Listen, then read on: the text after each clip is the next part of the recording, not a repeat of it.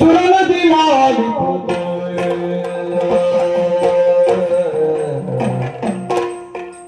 ಸುರನದಿ ಮಾಡಿಕೊಂಡು ಕುಲಜರ ಪುರಿತವ ನೀಗಿಬೋದು ಕುಲಜರ ಪುರಿತವ ನೀಗಿಬೋದು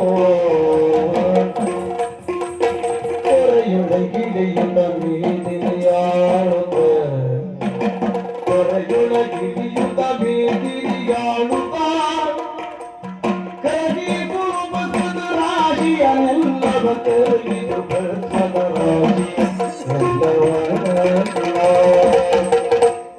ಕೊರೆಯೊಳಗಿಳಿಯುತ್ತ ಮೇದಿರಿಯಾಳುತ್ತ ಕರಗಿದು ಬಸದ ರಾಶಿಯ ಎಲ್ಲವೋ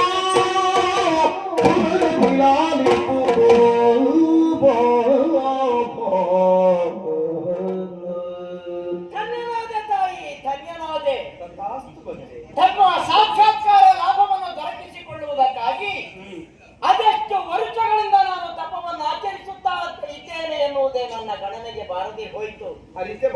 ಆದ್ರೆ ಇಷ್ಟು ದೀರ್ಘಕಾಲಿಕವಾಗಿರುವಂತಹ ತಪವನ್ನು ನಾನು ಆಚರಿಸುವಲ್ಲಿ ಅದರ ಹಿನ್ನೆಲೆ ಯಾವುದು ರೂಪ ಹೊಂದಿದೆ.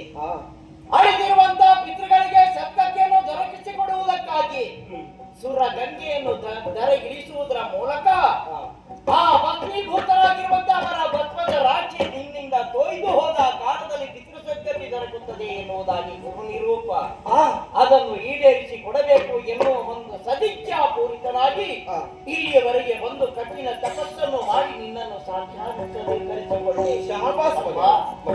ನನ್ನ ಶ್ರಮ ಸಾರ್ಥಕವಾಯಿತು ಎನ್ನುವಂತಹ ಧನ್ಯತೆ ನನಗೆ ಮೂಡುತ್ತಾ ಇದೆ.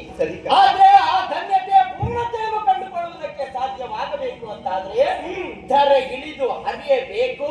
ನನ್ನವರ ಭಕ್ತದ ರಾಶಿಯನ್ನು